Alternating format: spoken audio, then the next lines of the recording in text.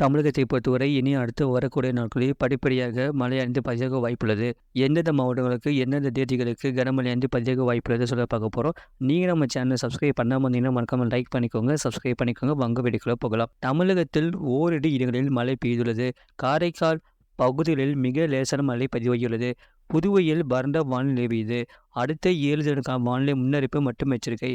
31ஆம் தேதி காலை மத்திய மேற்கு மற்றும் அதனை ஒட்டிய வடமேற்கு வங்கக்கடலில் நிலவிய காற்றழுத்த தாழ்வு மண்டலம் வடமேற்கு திசையில் நகர்ந்து 1ஆம் தேதி அதிகாலை வடக்கு ஆந்திரா, தெற்கு ஒரிசா கடற்கரை பகுதிகளில் கலிங்கப்பட்டினத்திற்கு அருகே கரையை கடந்தது. இதன் காரணமாக செப்டம்பர் 1ஆம் தேதி தமிழகத்தில் ஓரிரு இடங்களிலும் புதுவை மற்றும் காரைக்கால் பகுதிகளிலும் இடி மின்னலுடன் கூடிய லேசான மழை முதல் மிதமான மழை பெய்யக்கூடும். மேலும் வலுவான தரைக்காற்று 30 முதல் 40 கிலோமீட்டர் வேகத்தில் வீசக்கூடும். 2ஆம் தேதி தமிழகத்தில் ஓரிரு இடங்களிலும் புதுவை மற்றும் காரைக்கால் பகுதியிலும் இடி மின்னலுடன் கூடிய லேசான மழை முதல் மிதமான மழை பெய்யக்கூடும். சென்னை மற்றும் புறநகர் பகுதிகளுக்கான வானிலை முன்னறிப்பு. அடுத்த 24 மணி நேரத்தில் வானம் பொதுவாக மேகமூட்டத்துடன் காணப்படும். நகரின் ஒரு சில பகுதிகளில் லேசான மழை பெய்ய வாய்ப்புள்ளது. அதிகபட்ச வெப்பநிலை 35 டிகிரி செல்சியஸ் ஒட்டியும் குறைந்தபட்ச வெப்பநிலை 27 முதல் 28 டிகிரி செல்சியஸ் ஒட்டியும் இருக்கக்கூடும்.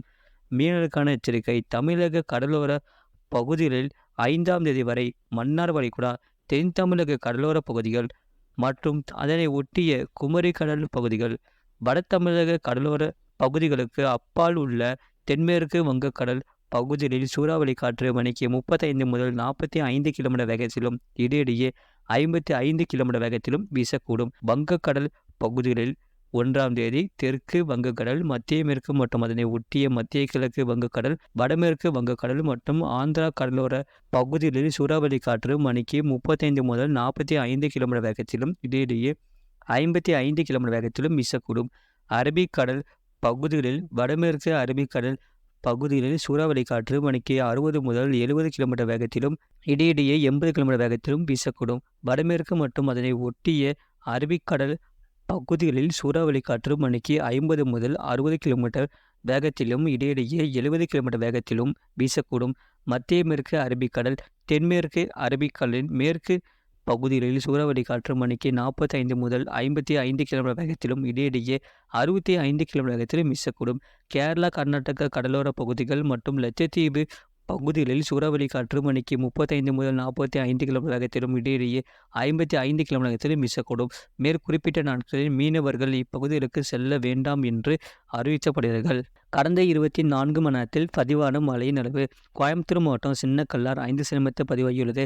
கோயம்புத்தூர் மாவட்டம் சின்கோனா 4 சென்டிமீட்டர் பதிவாகியுள்ளது. கோயம்புத்தூர் மாவட்டம் வால்பாறை PAP, திருவாரூர் மாவட்டம் மன்னார்குடி தலா 3 சென்டிமீட்டர் பதிவாகியுள்ளது.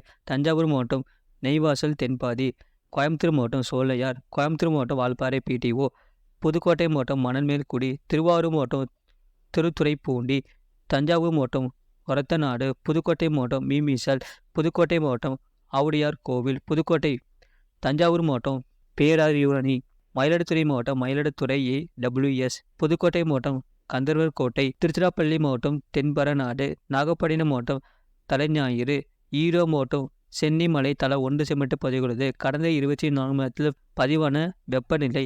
அதிகபட்ச வெப்பநிலை மதுரை விமான நிலையத்தில் 38.6 டிகிரி செல்சியஸ் பதிவாகியுள்ளது மற்றும் குறைந்தபட்ச வெப்பநிலை ஈரோட்டில் 18.5 டிகிரி செல்சியஸ் பதிவாகியுள்ளது.